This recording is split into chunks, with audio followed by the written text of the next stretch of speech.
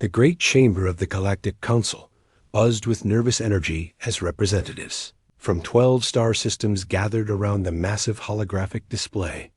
The blue-skinned Altarian delegate, Minister Vex, stood at the center podium, his forearms gesturing toward the swirling images of destroyed worlds. 3 more colonies have fallen to the Void Hunters, Vex announced, his voice echoing through the crystalline walls. Kepler 7, New Haven, and the mining station at Proxima Belt, all completely obliterated. No survivors.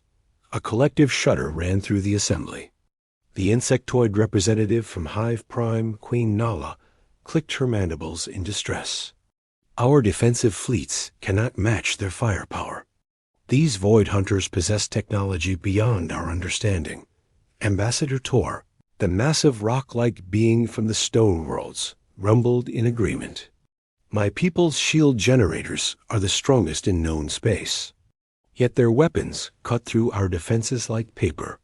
We need a new strategy, or we face extinction. The room fell silent as the weight of their situation settled upon them. For 3 months, the mysterious Void Hunters had swept through the Outer Rim territories, leaving nothing but debris and radiation in their wake. Their black ships appeared without warning, struck with devastating precision, and vanished before reinforcements could arrive. Minister Vex touched a control panel, and the holographic display shifted to show ancient star charts. Our archivists have been searching through the oldest records for any mention of such powerful warriors. What they found may sound impossible, but desperate times call for desperate measures. The display now showed faded symbols and text in dozens of extinct languages. These are references to beings called humans, creatures from a world called Earth in the Sol system. According to legend, they once served as protectors of this galaxy thousands of years ago. Queen Nala's antennae twitched with interest. I have heard whispers of such tales. Stories told to young ones about ghost ships that would appear when darkness threatened peaceful worlds. Fairy tales, scoffed General Rex, the military commander of the Crimson Empire. His red scales gleamed under the chamber's lights. Old stories meant to comfort children. These humans, if they ever existed, are long gone. Ambassador Tor's deep voice resonated through the floor. Perhaps.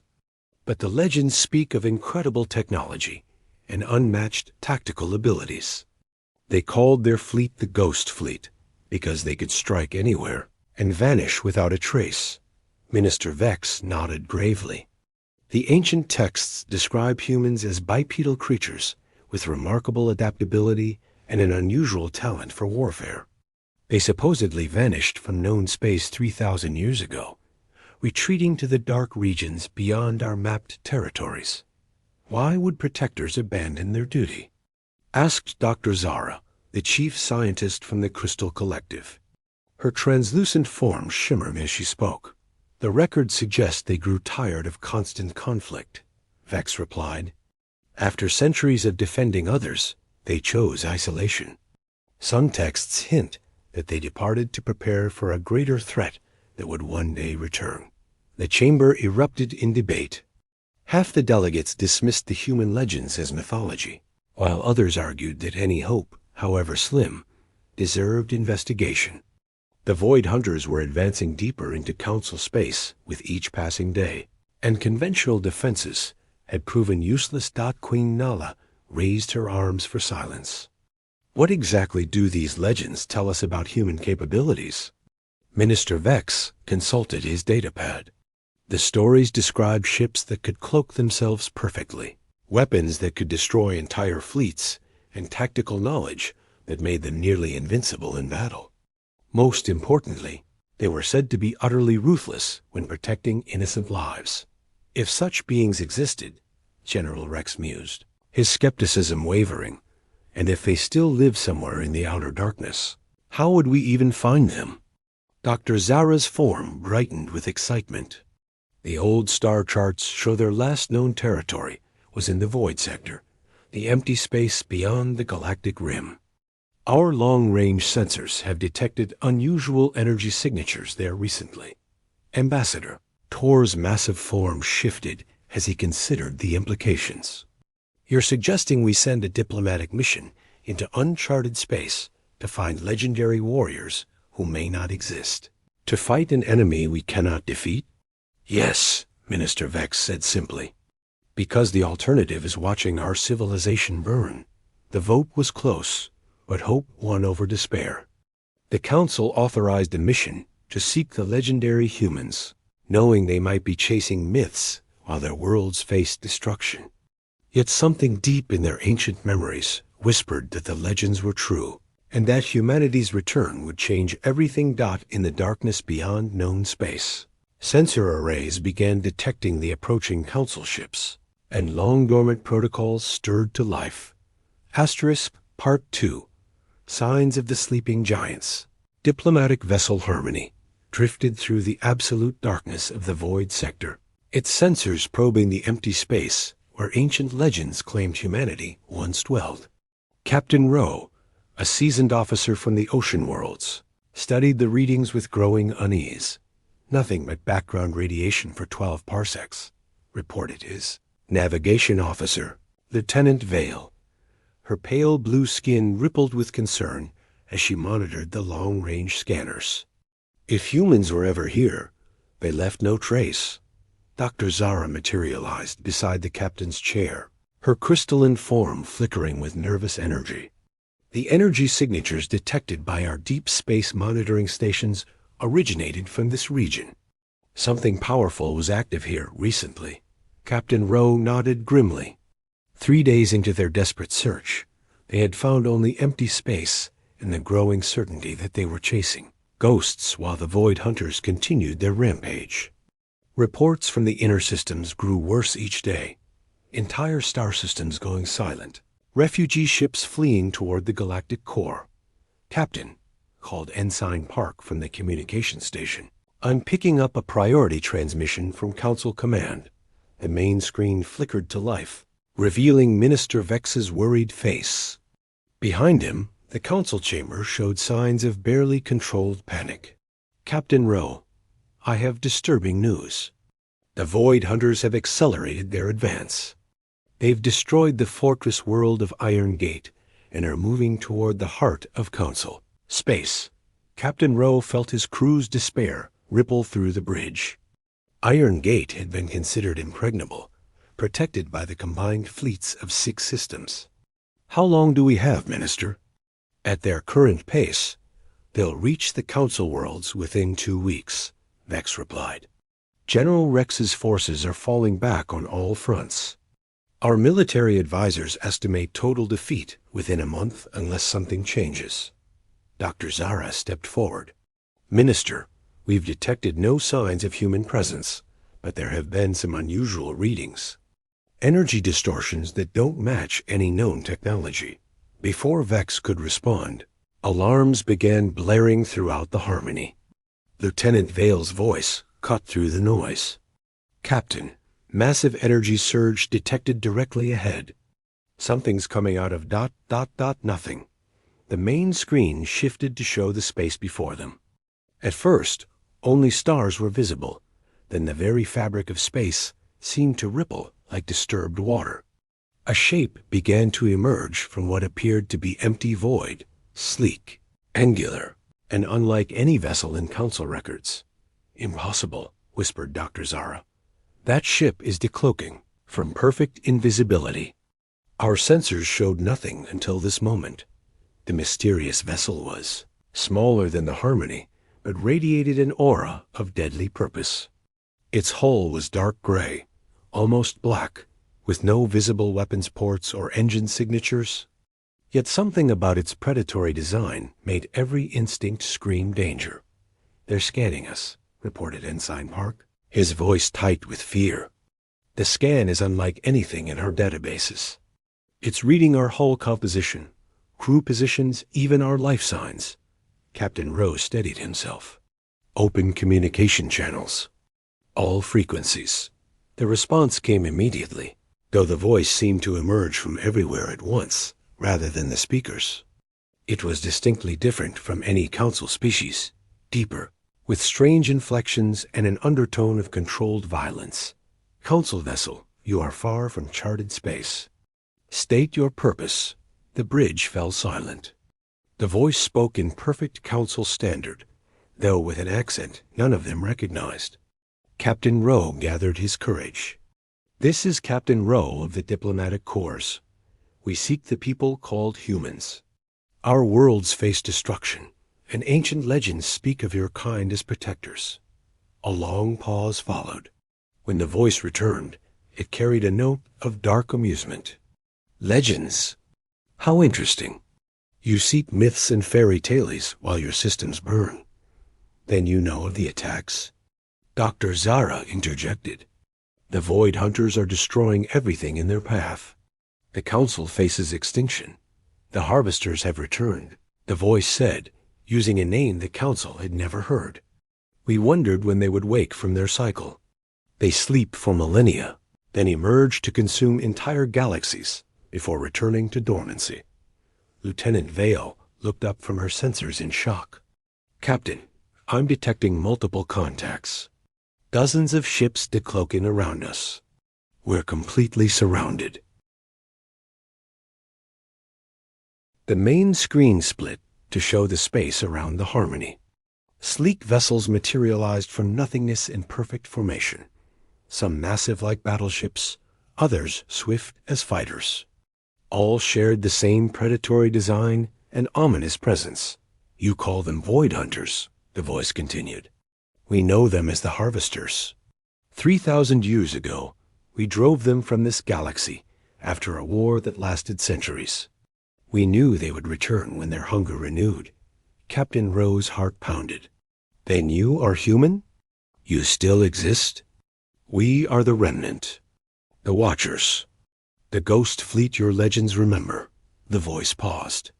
We have been preparing for this day, building weapons and ships in the darkness beyond your maps.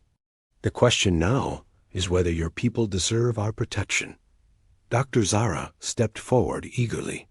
We've come in peace, seeking alliance against a common enemy. The Council species have built a civilization based on cooperation and mutual aid. Pretty words. The voice replied coldly. But we remember why we left. Your predecessors grew complacent, expecting others to fight their battles. Why should we bleed for those who will not defend themselves? The weight of their civilization's fate pressed down on Captain Rowe. Everything depended on the next few moments. Because this time is different. We're not asking you to fight for us. We're asking you to fight with us. The Council has authorized full military cooperation and shared technology. Another long silence. When the voice returned, it carried a note of grudging respect. Interesting. Return to your Council, Captain Rowe. Tell them the Ghost Fleet is real, and we are watching. If they prove worthy allies, we will consider emerging from the shadows. The human ships began fading back into invisibility. But know this, we fight by our rules with our methods. If your people cannot stomach what that means, you will face the Harvesters alone. As the last human vessel vanished, Captain Rowe realized their desperate gamble had succeeded. The legends were true, and humanity lived. But awakening these sleeping giants might prove more dangerous than facing the Void Hunters alone. Asterisk. The awakening response. The emergency session of the Galactic Council convened within hours of Captain Rowe's return. The great chamber had never seen such tension as representatives from across known space absorbed the shocking truth. Humanity was real, powerful, and watching from the shadows. Minister Vex stood before the assembled delegates, his normally calm demeanor shaken. The evidence is undeniable. Captain, Rowe's ship recorded energy signatures beyond our understanding and communication logs that prove first contact with human forces. General Rex paced behind the podium, his red scales darker with agitation. They surrounded a Council diplomatic vessel without being detected. Their cloaking technology makes our best stealth systems look primitive. What else are they hiding out there? Queen Nala's compound eyes reflected the chamber's lights as she processed the implications. More concerning is their knowledge of these harvesters, as they call them.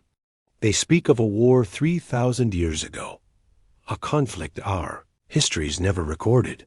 Dr. Zara materialized near the center of the room, her crystalline form pulsing with nervous energy. The humans mentioned preparing weapons and ships in the darkness. If they've spent 3 millennia developing military technology in isolation, their capabilities could be beyond our comprehension. Ambassador Tor's massive stone form rumbled with unease. Yet they demanded proof of our worthiness before offering aid. These are not the gentle protectors of legend. They sound like hardened warriors who trust no one.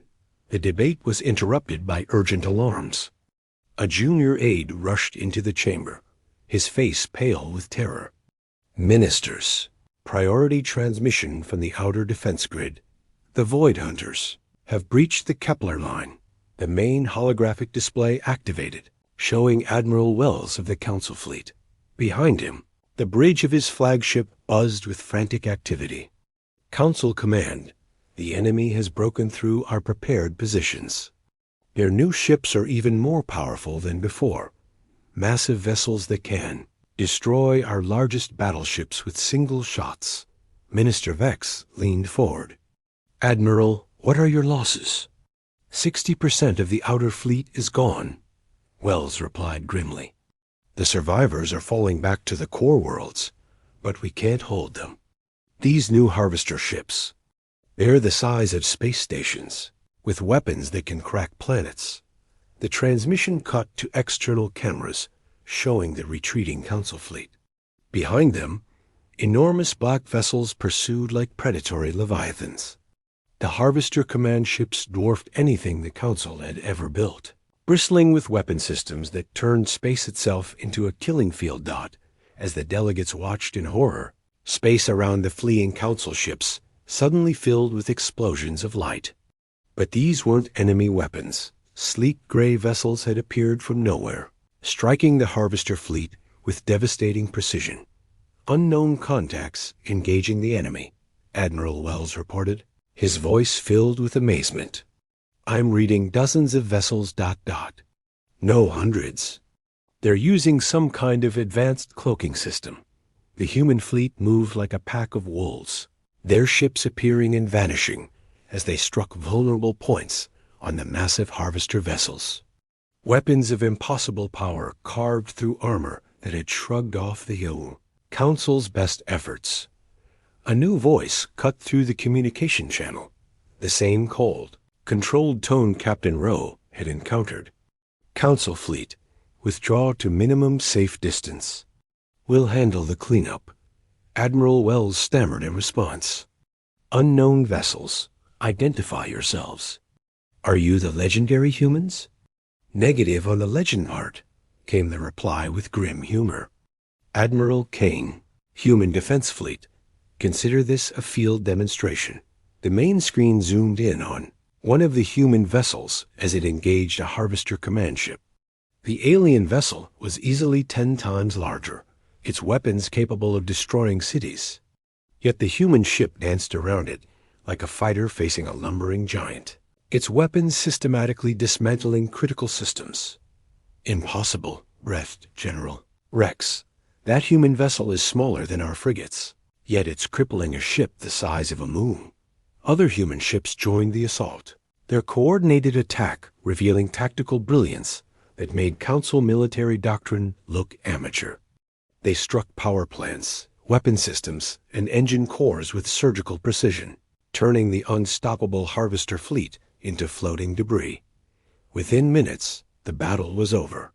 The surviving Harvester ships retreated into hyperspace, leaving behind the wreckage of their seemingly invincible command vessels. The human fleet remained visible for a moment longer, their dark ships forming a perfect defensive screen around the surviving Council vessels. Admiral Kane's voice returned. Admiral Wells, escort your ships to safe harbor. We'll maintain patrol in this sector. Admiral Kane. Wells replied shakily. The Council requests immediate diplomatic contact. We need to coordinate our defenses. Negative. Your politicians wanted proof of worthiness. Tell them they just saw it. We don't negotiate with committees while civilizations burn. The human fleet began fading back into invisibility, but Kane's voice remained. If your council wants our help, send someone with actual authority. Someone who can make real decisions, not debate them to death while worlds die. As the last human ship vanished, the chamber fell into stunned silence. They had just witnessed the most advanced military force in galactic history destroy supposedly invincible enemies with casual efficiency. Minister Vex found his voice first. We need to establish formal relations immediately. These humans could end the Harvester threat entirely. Or replace it with something worse, General Rex muttered. Did you see how easily they destroyed those command ships? What's to stop them from turning those weapons on us? Queen Nala clicked her mandibles thoughtfully. They could have destroyed our worlds already if conquest was their goal. Instead, they saved our fleet and demanded we prove ourselves worthy of protection. Ambassador Tor's deep voice resonated through the chamber. The real question is whether we can meet their standards. These are not the humans of legend. They're something harder, colder. Warriors forged by millennia of preparation for this exact war. Dr. Zara's form brightened with sudden understanding. They've been waiting 3,000 years for the Harvesters to return. Everything they've done, their isolation, their technology development, their military preparations, it was all leading to this moment. Minister Vex straightened with new resolve. Then we give them what they want. Not a committee or a diplomatic mission, but a unified command structure with the authority to act. If humanity will fight beside us, we'll prove ourselves worthy of that alliance. The vote was unanimous. For the first time in Council history, they would cede partial authority to an outside power. The age of gentle diplomacy was ending, and the time of the Ghost Fleet had begun. Asterisk. The flagship of the human fleet was the Last Stand, a vessel so massive it dwarfed even Harvester command ships. Admiral Kane transferred his command to this ultimate weapon, designed to serve as both battleship and command center for the final assault. Harvester fleet has detected our approach, reported Tactical Officer Lieutenant Park. They're forming defensive formations and charging their primary weapons. General, Rex watched from the Council observation deck, his military mind struggling to process what he was seeing. Those human ships, some of them are the size of moons. How long have they been building this fleet? Queen Nala's compound eyes reflected the display lights as she answered. 3,000 years, General. 3,000 years of single-minded preparation for this exact moment. The Harvester response was swift and brutal. Beams of energy that could crack planets reached out toward the human fleet, weapons that had destroyed countless civilizations across multiple galaxies. But the human ships moved with impossible grace, their advanced shielding and armor absorbing attacks that should have annihilated them. Phase Alpha initiated, Kane commanded. All ships.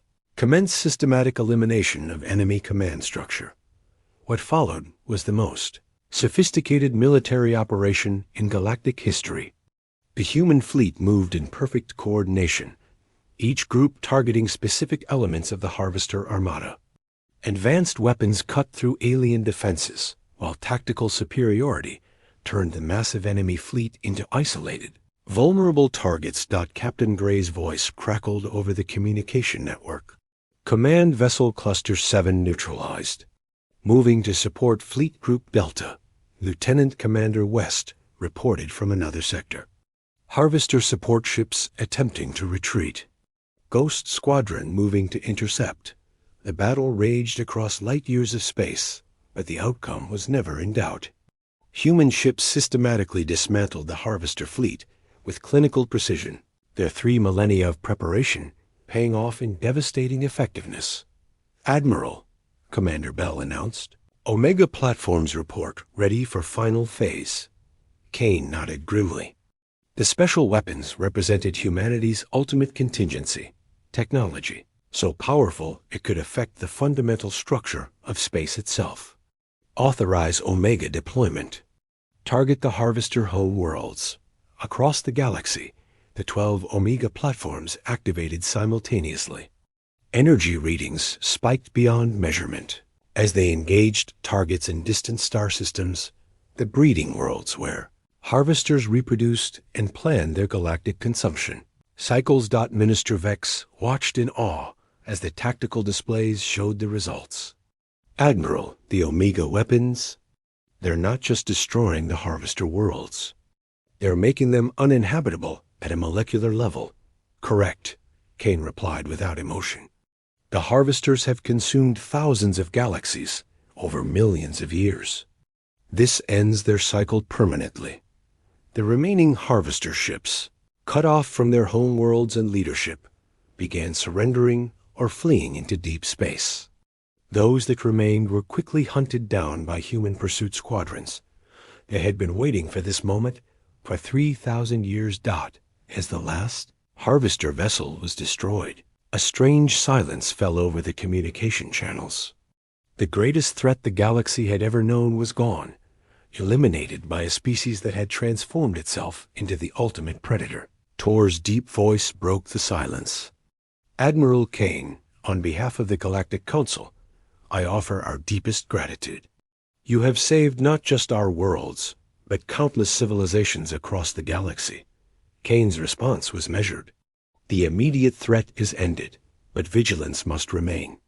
We've eliminated this generation of harvesters, but the universe is vast and dangerous. The Council worlds need permanent protection. Captain Reed stepped forward. Admiral, the defense grid is ready for activation. Automated platforms throughout Council space, linked to human command networks. Dr. Zara's form brightened with understanding. You're not just ending this war. You're establishing permanent guardian systems to prevent future threats.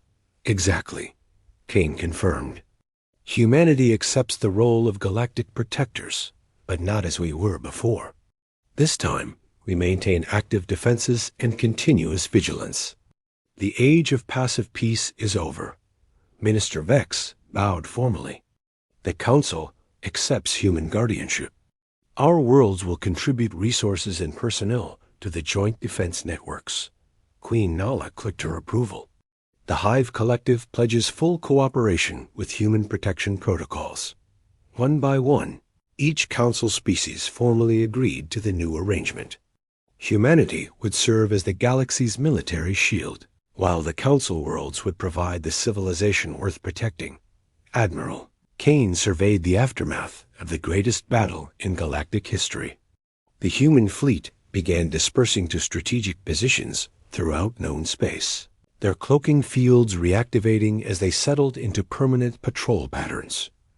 Commander Bell, initiate Phase Omega, Kane ordered. Establish the new protection grid and begin integration with Council defense networks. As human ships took their positions as eternal guardians, the galaxy entered a new era. The legends had returned, not as myths or fairy tales, but as the ultimate protectors, watchers in the darkness, who would ensure that never again would innocent worlds face extinction alone. The ghost fleet had awakened, and they would never sleep again. The end asterisk.